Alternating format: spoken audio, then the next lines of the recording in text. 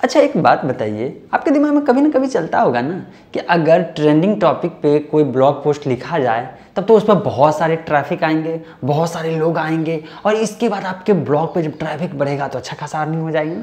दिमाग में चलता होगा, लेकिन सच्चाई क्या है पता है? किसको ट्रेंडिंग टॉपिक में जो है आना चाहिए, किसको नहीं आना चाहिए, ये आज मैं रियल लाइफ एक्सपीरियंस के साथ आपके साथ शेयर करने वाला हूँ। इसलिए ये को पूरा देखिए इस वीडियो को और इसके बाद आप डिसीजन लीजिएगा कि आपके लिए क्या बेहतर है। हेलो दोस्तों, मेरा नाम है अजय और आप देख रहे हैं अजय इन्फॉर्मर।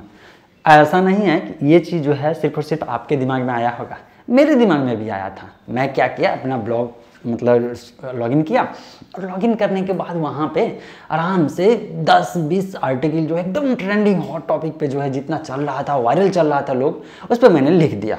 अच्छा खासा लिख दिया, मेहनत करके लिख दिया। मतलब कंटेंट कहिए, अगर यूनिक की बात करते तो सच में यूनिक ही कंटेंट था।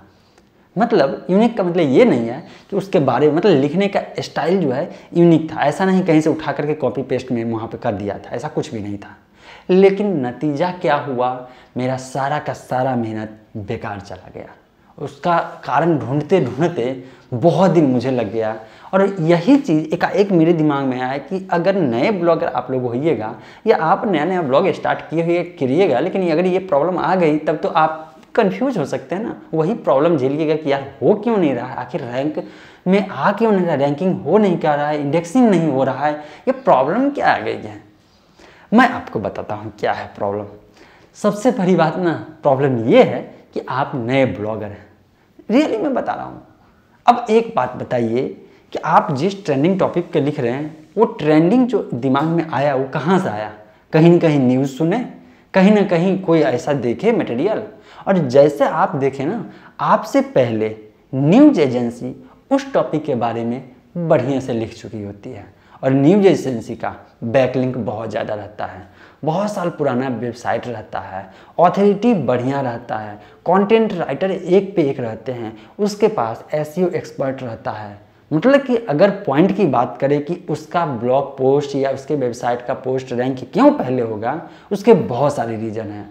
और आपका क्यों नहीं होगा, उसका सबसे पहला रीज़न ब्लॉग नया है, आपका कंटेंट भले यूनिक है, आपके ब्लॉग का प्रोफाइल या ऑथोरिटी कहते हैं वो बढ़िया नहीं है। और यही रीज़न है कि आप ट्रेंडिंग टॉपिक पर अगर लिखते हैं, आज के डेट में ब्लॉग नया नया सेटअप किए हैं, ब्लॉग का जो है सेटअप किया हुआ 1 महीना 2 महीना 5 महीना या 6 महीना हुआ है, तो ऐसे में ये बाई चांस कह सकते हैं या एक्सेप्शनल कह सकते हैं कि रैंक कभी कभी हो जाता है, अदरवाइज होने का सवाल नहीं है। और चूंकि गूगल एक्सपेरिमेंट करते रहता है तो ऐसे कंडीशन में कभी कभी ऐसा ब्लॉग भी होता है जिसका ऑथोरिटी कुछ भी नहीं है, वो रैंक हो गया।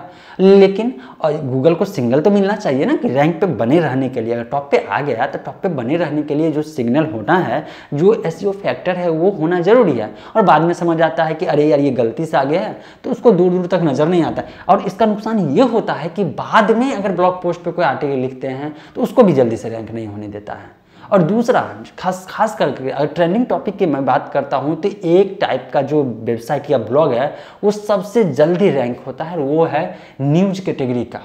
अब चूंकि गूगल ऑलरेडी जो है अपना स्कीमा स्ट्रक्चर डेटा, एक मिनट, आपको क्या स्कीमा या स्ट्रक्चर डेटा या गूगल समझता कैसे है, ये इस सब से रिलेटेड आपको जानना है।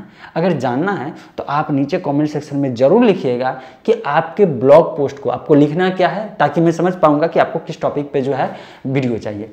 आपको लिखना है कि गूगल ब्लॉग पोस्ट को कैसे समझता है या रीड कैसे करता है, और इसके बारे में जब आपको मैं बताऊँगा तो आपको लगेगा यार यहाँ पे तो कम्प्लीटली पूरा का पूरा गेम ही अलग है कि हम देख रहे हैं ब्लॉग को कुछ और ढंग से देख रहे हैं, गूगल देख रहा है कुछ और ढंग से। और यही रीज़न है कि बड़े बड़े ब्लॉगर जो है वो गूगल के अनुसार इस ढंग से ऑप्टिमाइज करते हैं कंटेंट को। वो मतलब टेक्निकल मैं बात बोल रहा हूँ, यहाँ पे मैंने बोल रहा हूँ कि कंटेंट पे ऑन पेज एसईओ कर लीजिए। कुछ चीज़ें ऐसा है जिसके बारे में आपको जानकारी होना चाहिए। यही चीज़ न्यूज़ एजेंसी के मामले में होता है, क्योंकि गूगल ऑलरेडी एक अलग सेक्शन या कह सकते हैं कैटेगरी ही बना के रख दिया है कि अगर आपका वेबसाइट न्यूज़ से रिलेटेड है तो आपके पोस्ट का टाइप बताना पड़ेगा गूगल को कि ये न्यूज़ है, क्योंकि गूगल समझता है न्यूज़ बहुत रहता है तो 24 घंटा या 1-2 दिन या 1 सप्ताह रहा और इसके बाद उसका काम नहीं है, है, इसीलिए वो कोशिश करेगा कि उसी टाइप के ब्लॉग पोस्ट जितने भी रहेंगे न्यूज़ के बीच कंपटीशन करेंगे। अदरवाइज न्यूज़ सेक्शन नहीं दीजिएगा तो क्या होगा पता है, दूसरी कैटेगरी से उसको कंपटीशन करना पड़ेगा, फाइट करना पड़ेगा।